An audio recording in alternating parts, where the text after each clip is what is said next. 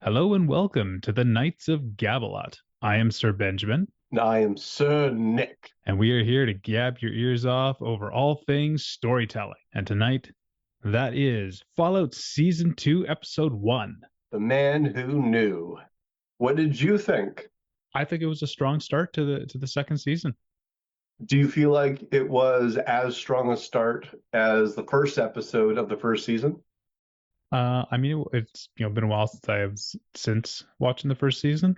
Maybe not quite as strong, but I think the expectations were different. But I still think there were enough tidbits because the first episode of the first season, a lot goes down, and her world is turned upside down and all that stuff. But I still think this was quite strong, and in some ways had a few more story threads and a few more tidbits for us to grab our attention. So it's close. They're very close. I think they're both very close in strong starts. Because I haven't seen the very first episode in a while, I can't say for sure which is stronger. I feel like I remember the very first episode being the stronger of the two, but I can't say for sure. Yeah. It's been a while since I've seen the first episode, but I remember it fairly well. The first thing I'll say is I did like this episode, the first episode of season 2. Mm-hmm. I thought compared to season 1's first episode, it was very weak in comparison. Mm-hmm. Yeah.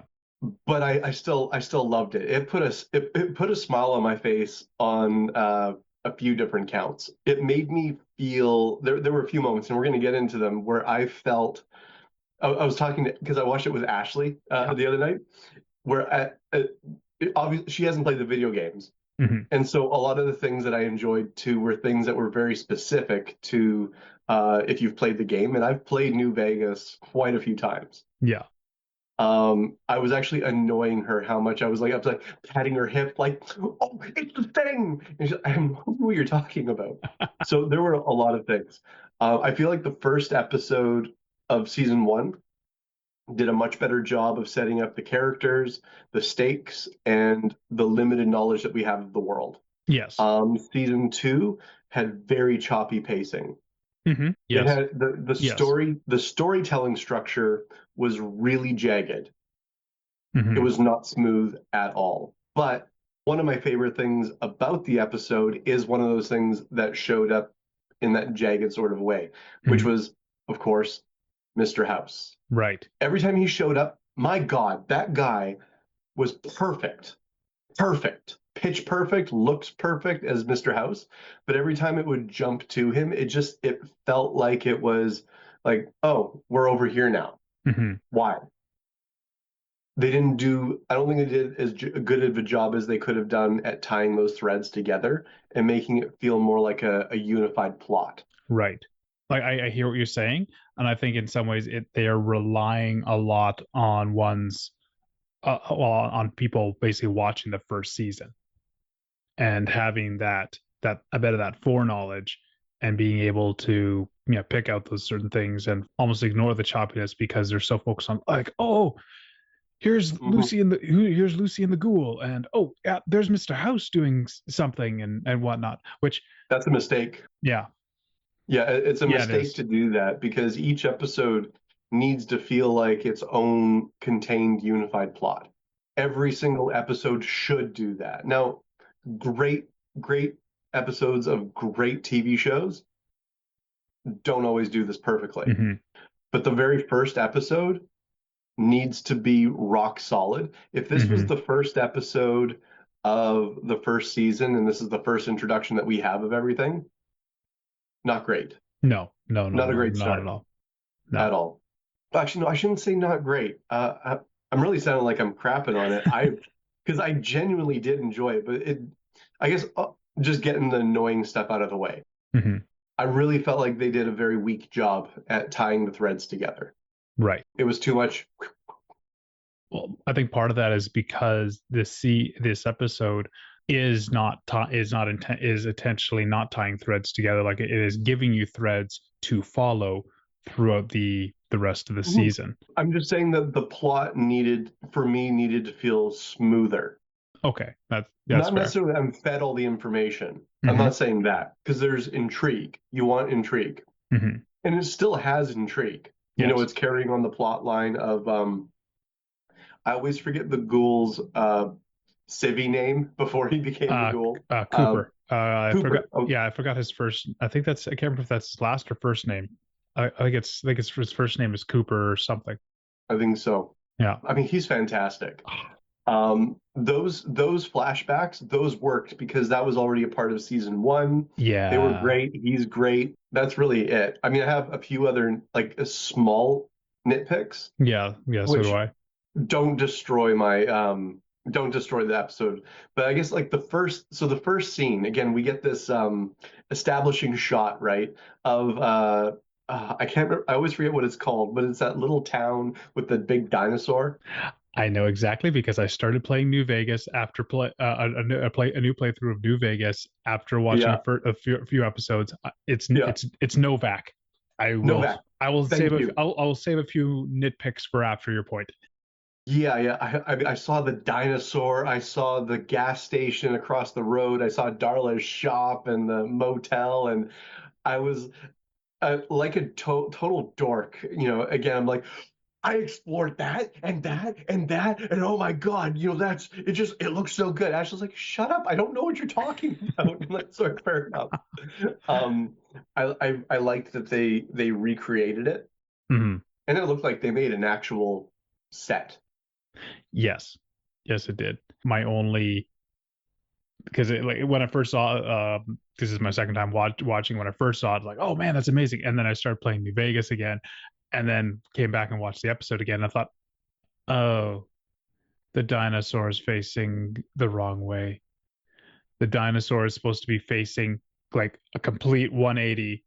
It's not. It's back. Its back is to the motel, and it's facing the highway. True. And I was having this moment of like, oh shoot, guys.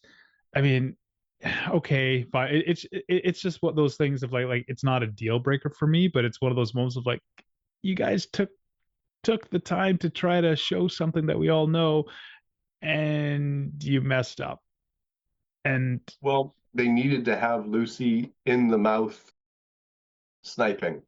Well, it would have still worked, because here's my detailed brain going again. So in the game, Novac, the town of Novac, you have the dinosaur, you know, sitting here, and you got the highway, you got a bridge that goes past the dinosaur, and then you have the highway going under the bridge.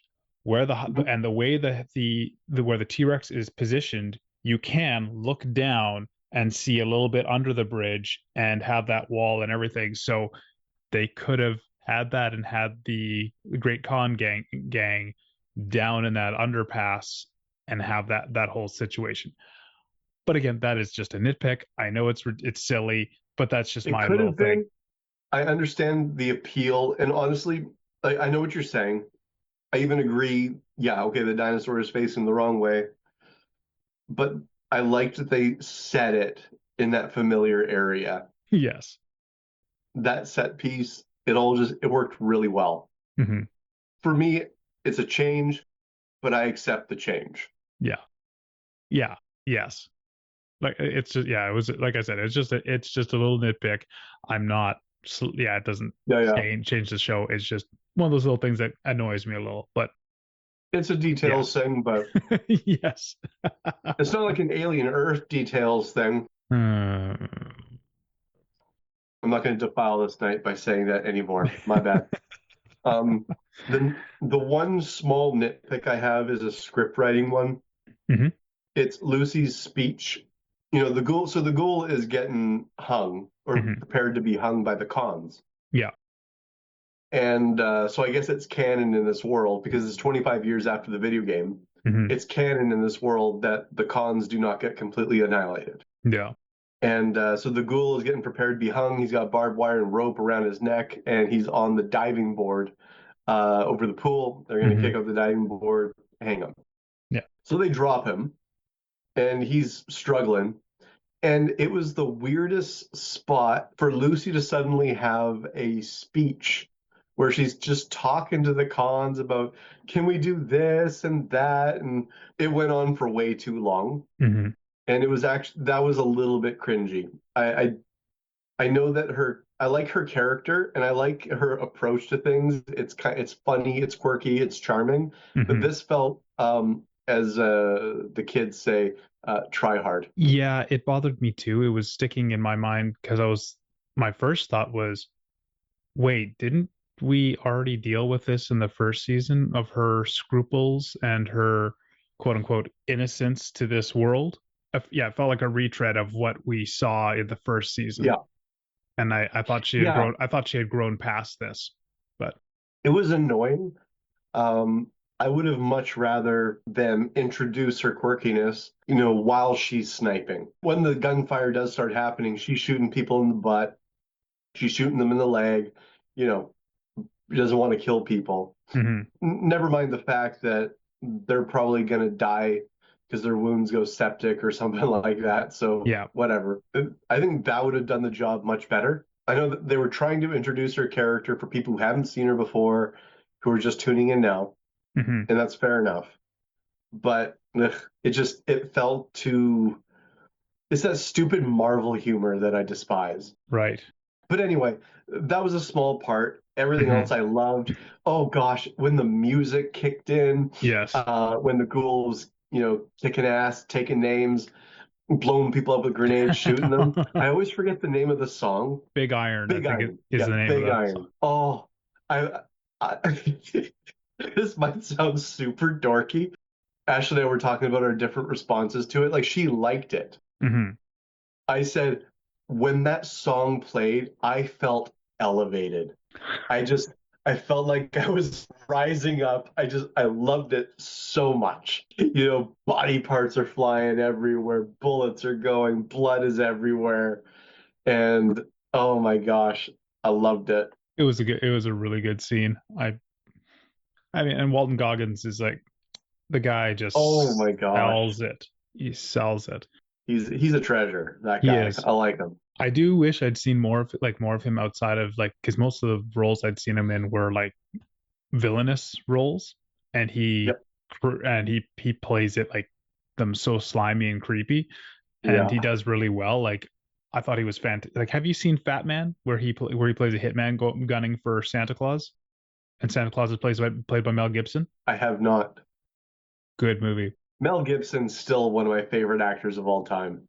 But anyway, yeah, he plays a hitman in that one. Really does a really good job. Complicated character.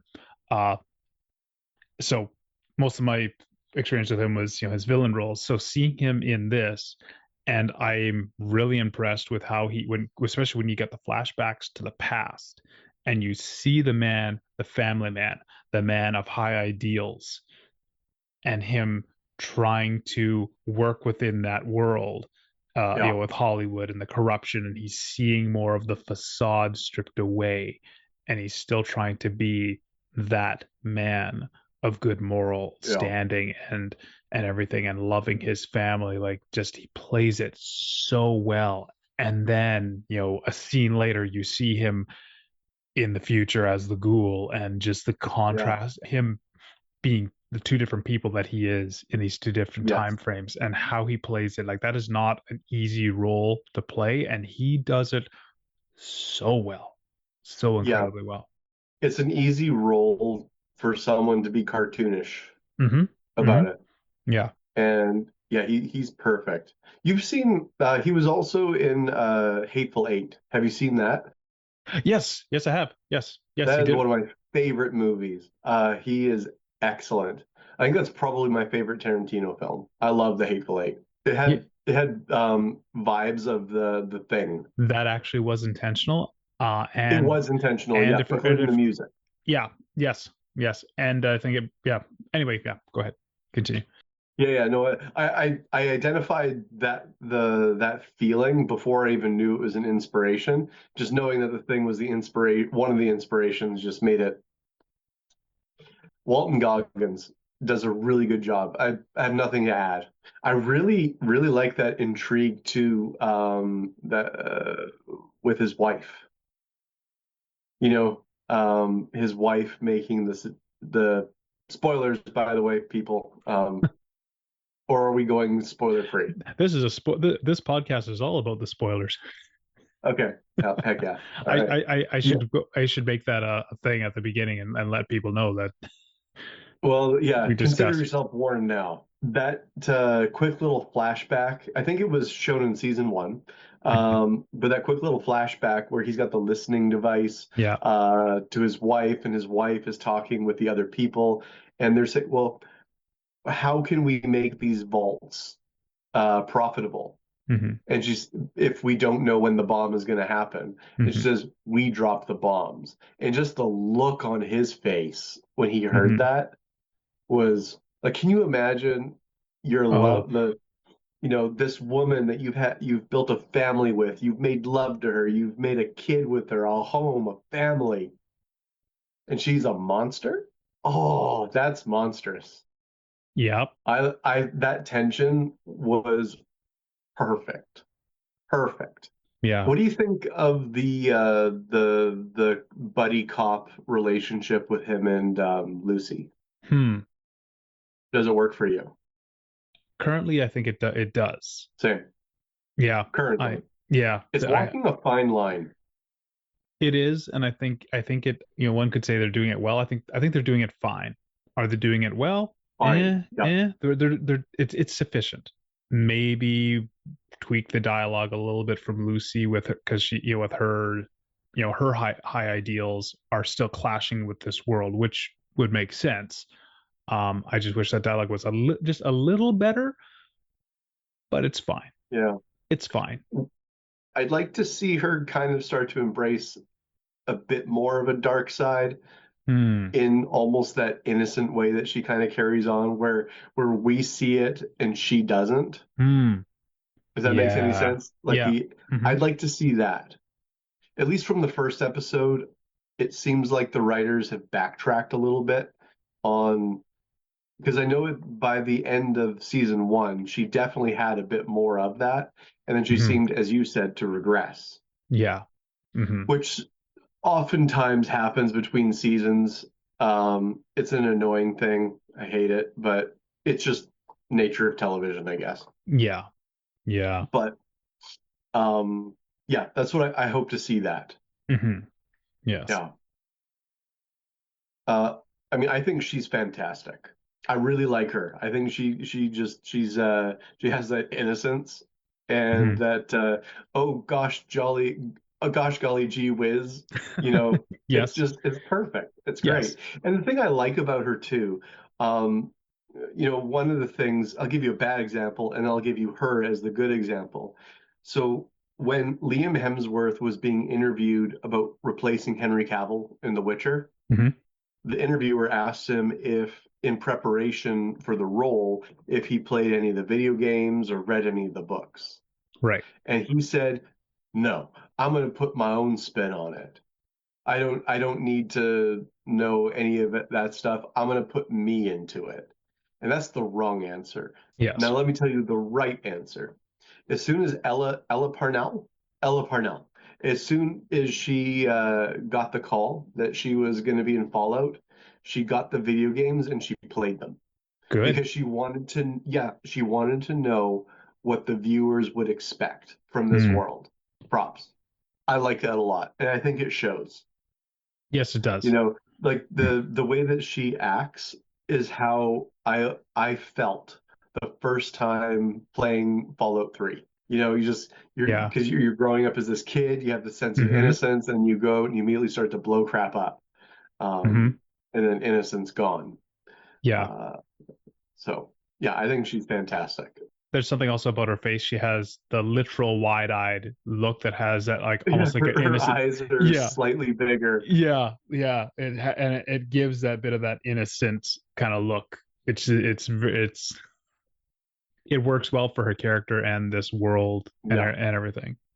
I remember the first movie I saw her in was that Zack Schneider um, zombie movie, Army of the Dead. Okay, I haven't seen it yet. Good, it's a fun movie. It's a Right. stupid movie, but it's fun. Hmm.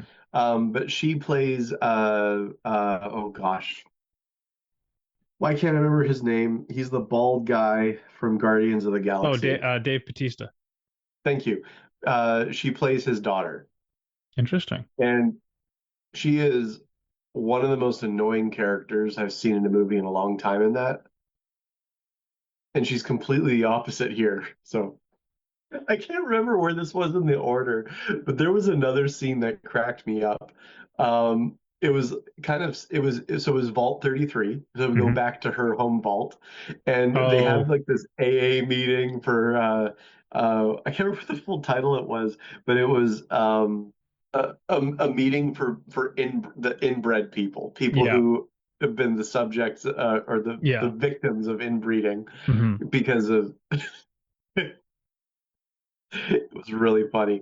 And then they had that couple, I think they were brother and sister, first cousins or something. Yeah. And they're like, "Oh, we're not bringing inbreeding back. Oh, okay, we're leaving now."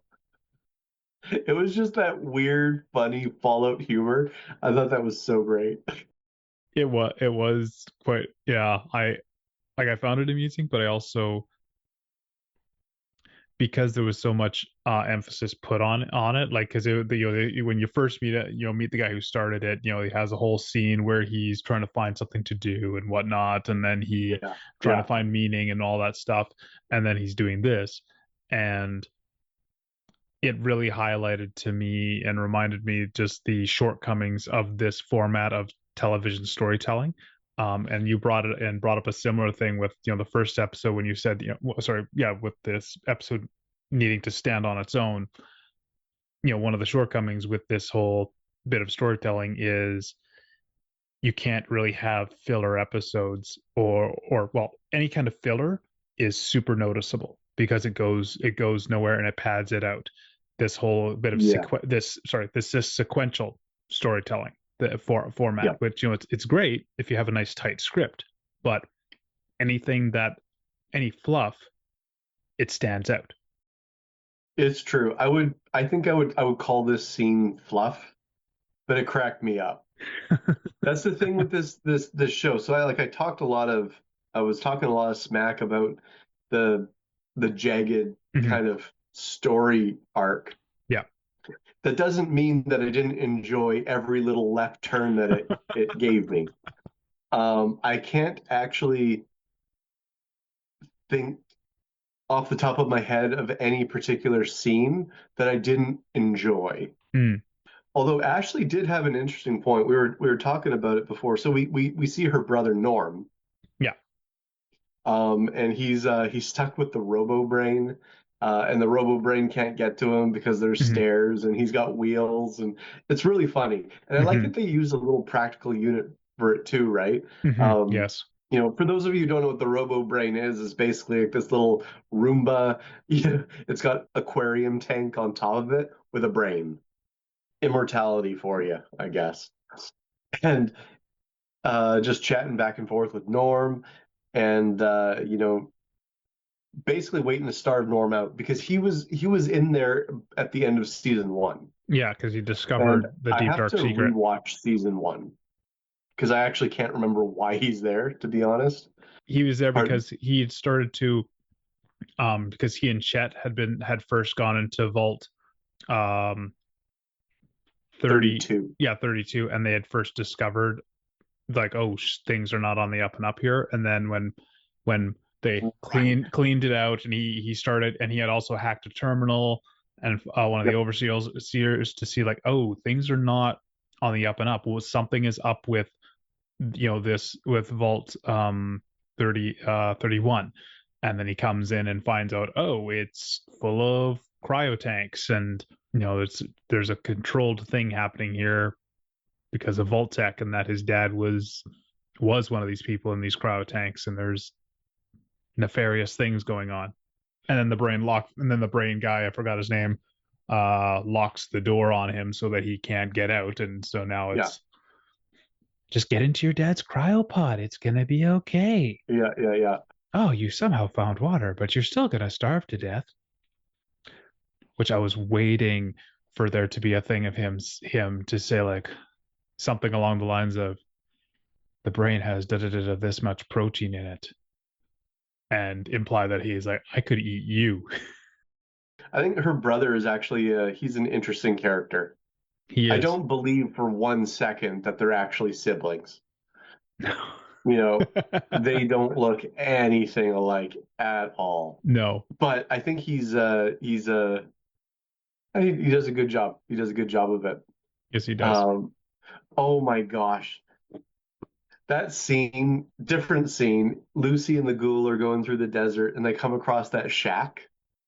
Yeah. And it's Flea Soup for 25 caps. Yeah. And she goes, "Oh, I'd like to have some flea soup." And the old lady goes, "Oh, 1 second, coming right up." And she takes off her hat and she starts dusting off all the fleas in her hair into the soup. And then she mixes it around and gives her to her. It was like peak Fallout right there. That is one thing I will give this show is all the like the little quirky Yeah, things are the so little encounters. yeah, they're so Fallout. The I really like that. It's that nice little bit of a dusting of it's a dusting of a bit of seasoning. It's great. Yeah. Oh, it's random. It feels like because in the video game, you're like, oh look, it's another hill, just like every other hill that I've seen. Oh look, that's a shack oh, hey, that's a shack. And you just happen to find the shack, you go up to the shack, and it's just some weird stuff going on. It's great. And you're like There is one. you're like the Brad Oh, Pitt. You're like the Brad Pitt of this podcast, always eating. Rusty, sorry, specifically Rusty in Ocean's 11. oh man, I'm just tickled that you compared me to Brad Pitt. I'll take it. Handsome boy. We would be completely remiss, of course, if we didn't mention probably the number one character introduced this season. That's Mr. House. I mean, you did see him near the end of the first season as well. He was in the board meeting. Was he? Yes, he was. He was, and I keep on getting. That's right. Honestly, the guy that we keep on getting that we see, at the beginning there with the construction workers. I don't know if he's because the facial structure is different than the guy who they had in the boardroom. So either it's different actor and playing the same character, or actors gain weight because his the guy who played Mr. House in the boardroom, his jawline is a bit more pointed a bit, and where the other guy has a bit more of a oval jawline. But this is, again, that was just from one shot. It could have been just the lighting and difference. So maybe he's the same character. I don't know, but I thought it was supposed to be somebody different. Also because the people didn't. Really? I thought he was somebody different because the people in the bar didn't recognize him as Mr. House. But I thought they did recognize him as Mr. House, which is what one of the problems was. I'm gonna have a quick look at IMDb.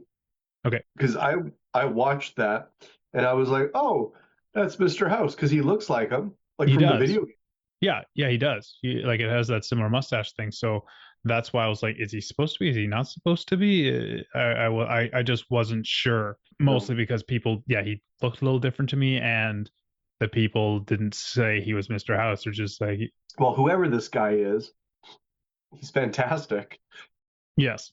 Oh, I just looked it up. It says for Fallout Season 2, Justin Theroux takes over the main role of the enigmatic tech mogul Mr. House, while Rafi Silver, who played the role in Season 1, appears as a body double or potentially his brother, Anthony House. Okay, yeah.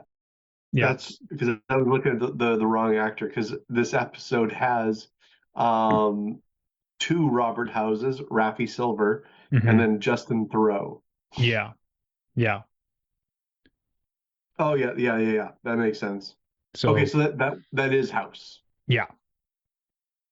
He is bloody perfect. I wish that just again plot wise his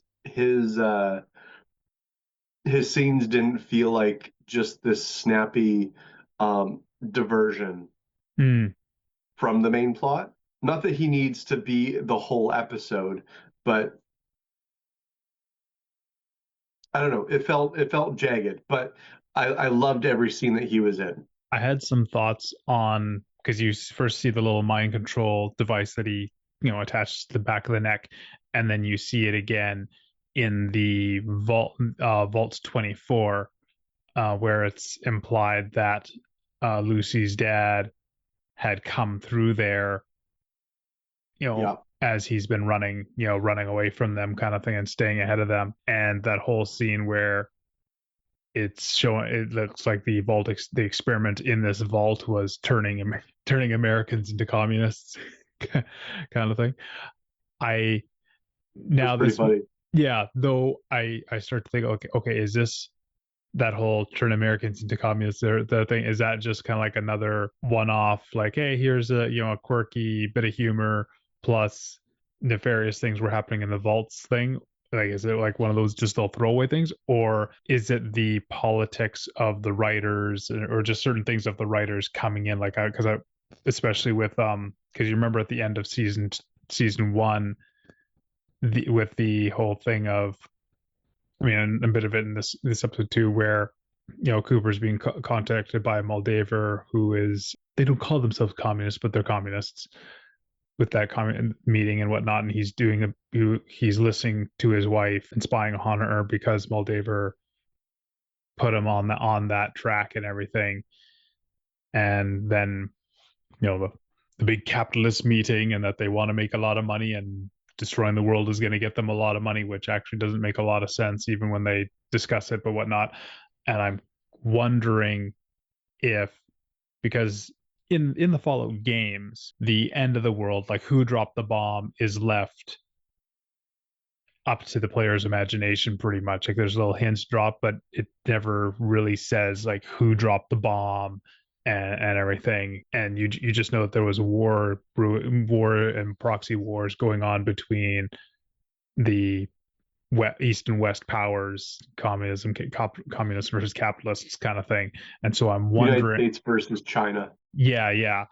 And so I'm wondering if, because the show is basically saying that no, the capitalist money guys of Vault-Tec are the ones that dropped it. I'm wondering if they have this scene showing the vault where they're turning Americans into communists, and a bunch of them have the mind control stuff on the back of their necks. I wonder if it's going to be revealed that not only did the Vault-Tec guys launch and get some of these bombs dropped, but what if they that they set up the communist powers as the fall guys by having a bunch of mind controlled people running around as communist, red soldiers, and that pushed the U.S. and the Western powers to fight them. And I wonder if they're going to try to do it like a setup job kind of thing. I could see that. One of the things that I think is going to be interesting is, because Hollywood's obviously full of a bunch of commies themselves. Shut up, it's true. I think it is. Yeah, a bunch of commies that have very nice flats and houses and all that. It's very consistent. Anyway, it'll be interesting as the episodes go along if they try to frame it in the communism good, capitalism bad. Yeah, that's what I was thinking. Yeah. Which I think would be disastrous, because that would go against everything that the Fallout games have set up. Mm-hmm. Sorry, commies are bad in the Fallout world. That's just, so I wonder if they're going to reverse that, subvert our expectations in that way. I mean, they did kind of hint at that in the first season. Yeah. So that's hence why I'm expecting I basically I wouldn't be surprised if they're gonna really show the commies as they were really the good guys in the whole thing, and any of their actions were actually mind controlled Americans. Yeah. Right. Yeah. As long as I'm entertained, it's fine, because commies are still bad at the end of the day. So, an entertaining stupid movie is still an entertaining stupid movie. Can anyone say the Fast and the Furious franchise? They are stupid, but I'm entertained. I think I've watched the first two, and that's it. Okay. Yeah. I mean, Ashley's more into cars than I am, which is really funny. She really enjoys it, but that's probably because The Rock looks great in a shirt like a I can't say the word of what it usually is. That the white tank top. Yeah. Yeah, the spouse knocker. You got to be careful on YouTube, man. No, we're not making Yeah. we're not making fun of that. It's just a stereotype. I'm not laughing at the actions. I'm laughing at the stereotype. Don't Oh come heck after me. yeah. Oh gosh. No, no, no, no, no. Yeah, no, no. I can't really think about too much else that happens in the episode. It ends with her father making it to like an old Vault-Tec HQ. Mm-hmm. He talks into a thing. He dusts off you know some old suits, puts on the suits, and just goes right back to working on stuff. Yeah. He has he pushes one of those old mics and he starts talking into it, and that was interesting. I think it did a good job of setting up some intrigue for the next Yes. episode. I Yes. can't remember exactly what he said, but It sounded like he was communicating with House because he or yeah, or I mean, a yeah, House. Yeah, I mean, of course saying it's going to like, be House. Yeah, yeah, I'm in your stamping grounds, Vegas kind of thing. Look at my possibility of my own of a promotion, blah blah blah blah, and then that's it. It's again, I'm always a detailed thing. Like I like the as much as I think it's, to be honest, stupid, the whole, and this has always bugged me of they're when it comes to a big corporation, more or less like, hey, it's going to be profitable for us to destroy the world. Why? Like, and especially when they talk about it in the terms of money, that's where it's like, why? I don't understand.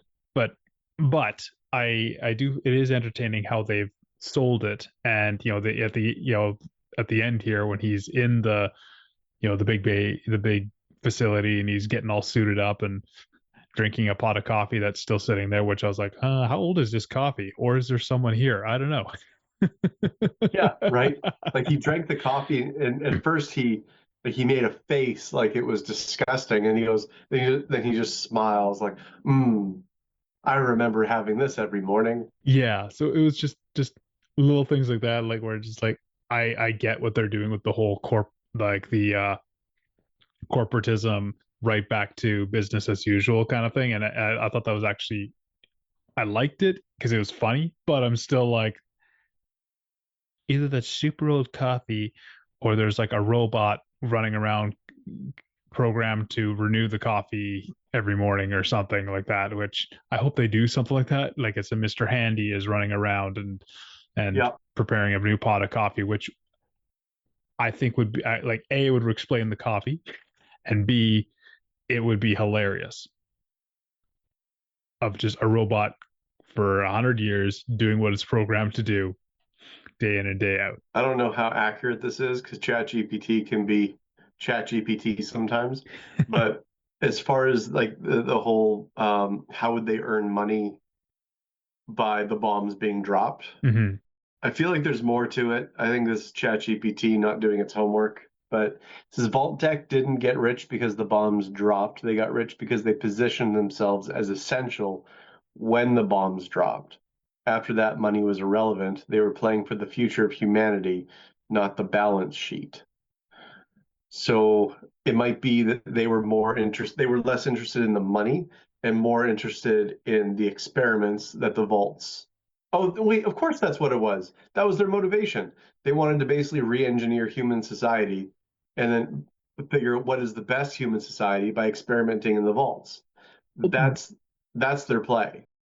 They did bring a bit of that up, but again, but there was still, in the meeting there was far more of a conversation about the money and the True. returns and whatnot, and that's my thing. Like I have no problem, like if their motivation is beyond money, I think that just should have been made more clear. I And agree. and so I don't know if that is necessarily just something that was forgotten in the writing, or if it is part of the capitalism evil, communism good narrative that may or may not be continued on, in this show. If I were to take a guess, I would say that it is likely that.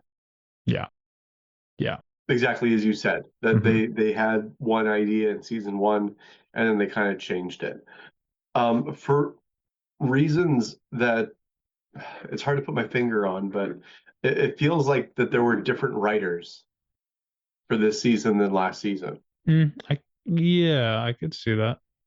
And not necessarily in the bad way, but there's just some things that feel different because when you have a team of writers, they have a certain set of things that they prioritize that are important to them for the story. And then you kick it to another team of writers who probably just as competent, I would assume. Not always the case, obviously. They have a different set of priorities for the story. And it could be that. Yeah. I don't know. There's something about it that felt just a little bit different. I couldn't put my finger entirely on it though. Yeah. I did like that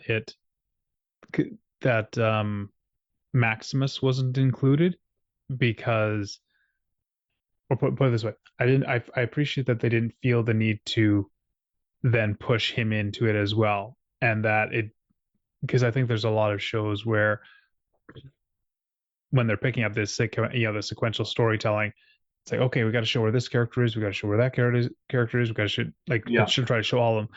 And I like that they stuck with, yes, it was disjointed, but they stuck with what they needed for this episode. They didn't suddenly like, oh yeah, and we got to show you where Maximus is, where are they today, kind of thing. And I think that was a good move on their part. I agree because it would have been way too much to have that many perspectives, especially if you're trying to introduce Mr. House.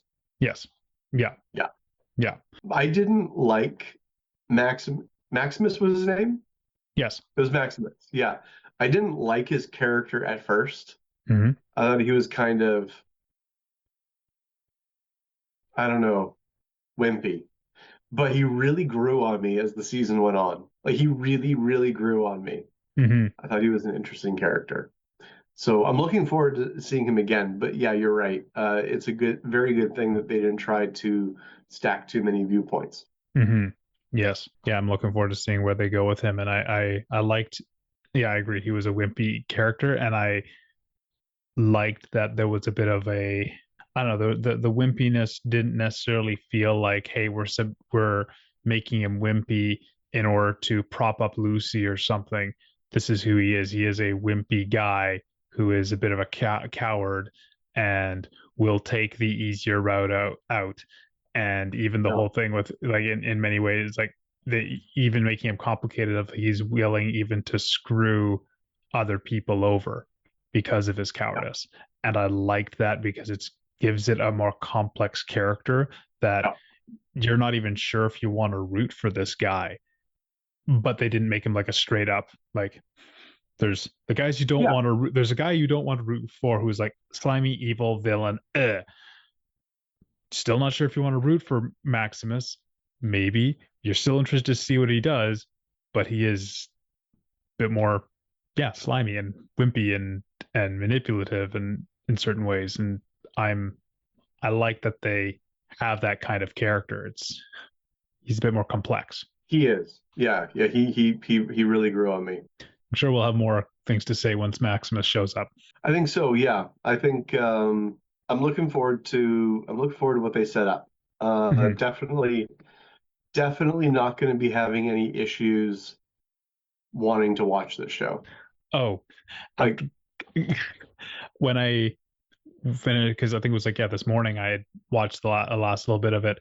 I already wanted to watch the next episode, and I've already seen the next couple episodes, and I was already ready to like start again and keep watching after this episode ended. And I was like, yep, that's already props to this show. I really, really enjoy it. I loved season one, and just looking forward to it. I'm glad that we're watching. We're going over a show that's actually fun. Yes. Yeah. And I'm trying not to do nitpick things. Like I love it, but then there's always those little things. And again, it's my nitpicks are these. Yeah, it's just silly details with me and whatnot. But no, I really like the show. I this and again, here's another thing this is just a quirk. It's my own little nitpick. It's not a big deal, but I do wish aesthetically that the flashback sequences, that things looked with the whole retro future aesthetic. I just wish that they just did a little bit more with it rather than just being the 50s with some robots and cars that look a little bit slightly more futuristic. Yeah. And that is a bigger issue brought up by some veteran Fallout. Like I noticed it, but then a lot of veteran Fallout players who've played like the first two games bring up that Bethesda has a problem with focusing so much on the 50s aesthetic when the original Fallout games, yes, it has the 50s thing, but it is a look at of what the 50s envisioned the future to be, because it was supposed to takes place like 2100 something or whatever is when something like that. Yeah. And so the original Fallout games were like, hey, why don't we take what the 50s envisioned the future to look like and do that future, and then an apocalypse happens to that future kind of thing. And so unfortunately we're not seeing a lot of that retro futurism, which I would love to see. Like if you've seen, I'm sure you've seen some art of some of those retro future things, like it's all sleek and all kinds of things. And I'd like, it's just my personal thing, I would like to see a bit more of that, just so I can believe that Cooper's world of those flashbacks that is an alternate future of the 50s kind of thing, and not just, oh, it's the 50s with robots. That is just a minor nitpick. It's not a big deal at all. It's just my preference. No, I hear you. I think I do think that they stuck to the video game aesthetic pretty well, what you imagine the world looked like, so that's at least good. They paid attention to the source material. Not something we can take for granted these days. At least the Bethesda source material. The Bethesda's, yeah. No, it was good. I would give it I think I would give this episode a solid, I guess I enjoyed it, a solid 7 out of 10. Solid 7's good. I would go like 5 is average. Anything below that is obviously below average. So 7. I think 7's pretty good. I would have given episode 1 of season 1, I would have given that an 8.5. I'm not sure if I would have gone a full 8.5, but I would probably give it an 8. Yeah, this is a 7. Yeah, solid 7. I'm not to be the yes man, but I can't think of anything higher or any lower. It's a solid 7. It's a good start to the season. It has its little quirks. If someone is jumping into this, definitely someone's jumping into this without having seen season 1. Oh gosh, I highly recommend go back to season 1. Yeah, they would unfortunately be lost. No, it was good. I enjoyed it. I would highly recommend people giving it give it a go. Yeah, especially just for that first gunfight scene. I'm probably gonna watch that again before I go to bed tonight. I'm just gonna soothe myself on Iron on His Hip. Was that the name of the song? I think it's called Big Iron. Big Iron. I actually it's been sticking in my head, and I should look. A part of me has been like, because I've been playing Fallout New Vegas again, and started to look for some of the legendary weapons, and I got my hands on that gun, which is inspired by the gun that Deckard uses in Blade Runner. You can get it at the gift shop inside the T-Rex there. And I thought like, wait a minute, I wonder if the Ghoul is rocking that, because that would be a little detail that. So I want to watch that scene and do a couple pauses and see if I can zoom in. Like, I don't think it is the same gun, but it would be a nice like little throwaway nod if it looked like the same gun. That would be cool. That would be cool. Thank you everyone for joining us, and we will see you next time. See you next time. Thanks for tuning in. You can find more from Sir Nick by searching Great Tradition on YouTube. You can also find me there by searching Classy Chappy. If we name dropped anyone during the show, be sure to check them out and leave them a comment saying that Classy Chappie sent you. The intro music was by Kevin MacLeod, incomtech.com, used under Creative Commons 4.0. Thanks again, and we'll catch you next time.